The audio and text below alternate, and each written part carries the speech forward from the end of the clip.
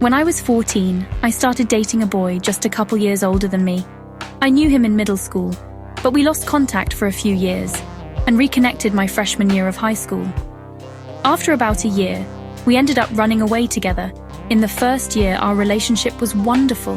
There was nothing that could have prepared me for what was about to happen. Our relationship began to change while I was a runaway. During this time, I depended 100% on him to find me places to stay and make sure I ate. There was a time when I would have to hide behind a garage in the back of his mother building underneath a blanket while he was at school. His mother wouldn't allow me to stay there, but he could go home anytime. He chose to stay with me. He ended up finding us a place to stay with someone he was going to school with. We had a little room to ourselves. Things were good for a little while until suddenly he started to get really weird. We were getting into big arguments and fights, and he was suddenly asking me ridiculous questions about people I used to go to school with. These verbal arguments began to get physical after he asked me how many people I'd kissed before him.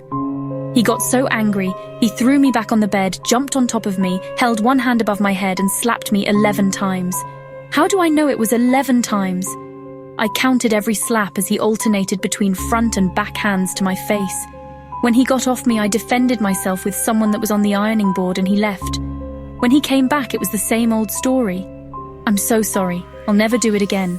I just love you so much, I get so jealous. Please forgive me. And so I did. Being 15 at this point and going through this time, but also having him being the person taking care of me was a really confusing time. I was afraid to go home because the first time I did, I was arrested and sent away to a foster home, and I believed him when he said he'd never do it again. But of course that wasn't true. He'd do it again and again and again, and I won't act like I was an angel. I too had my own insecurities and jealousies too. I had questions when he took too long to get back with food, or the time he left me there to go defend another girl whose boyfriend was abusing her, knowing full well he was abusing me. One day we were in a big argument and it got physical again. I ran out of the house and hid inside of a big bush. I contacted my best friend and she came to save me. While I hid, I could hear him outside looking for me.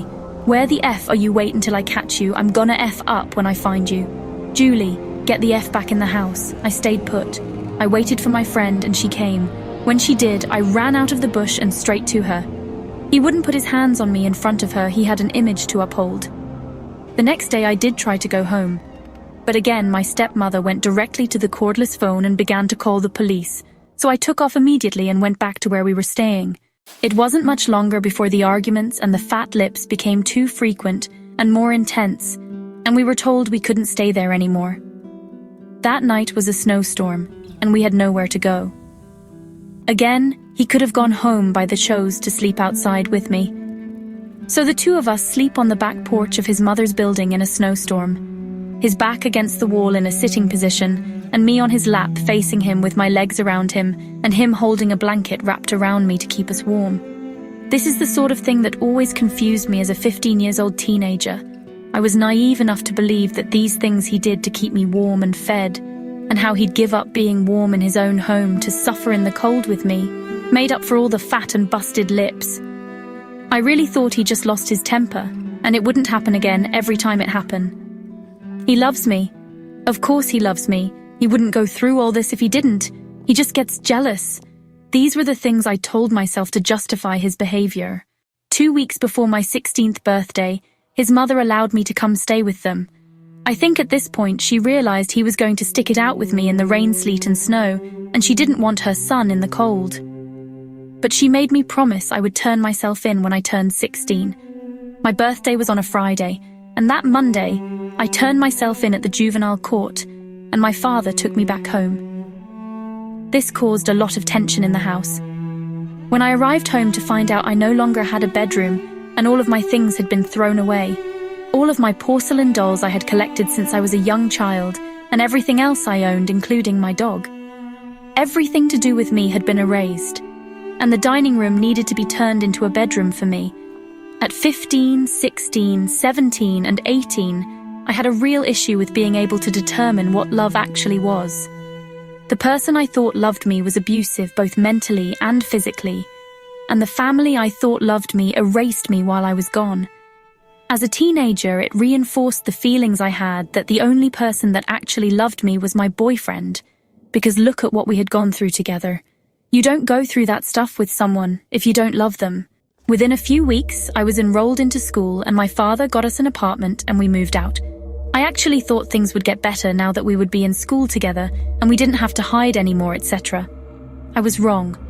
I was very wrong. Actually, things got worse. You know how high school is, right, where people love to spread rumors? Well, when rumors were said about me to him or him to me, they always ended up the same way, with me getting smacked in the face.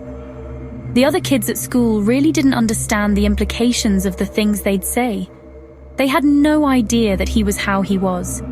To them, he was a charismatic, funny, flirty type of dude that could dance and made people laugh. They didn't know him like I did. Please stay tuned for a part 2.